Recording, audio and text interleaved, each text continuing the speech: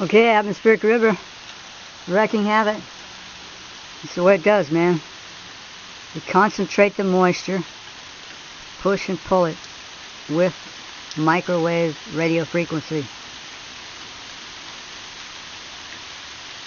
Usually what happens is it'll dump like this for like an hour, then it'll be completely dry.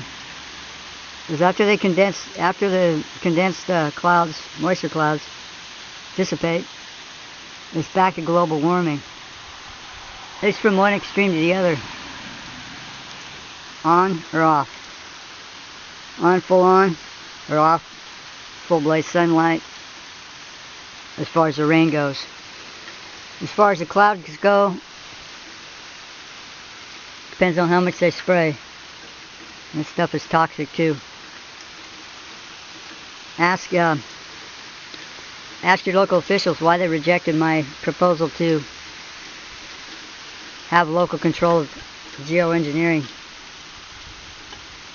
They'll probably say something like, I don't buy that, which means they aren't paid to talk about it, or they're paid not to talk about it.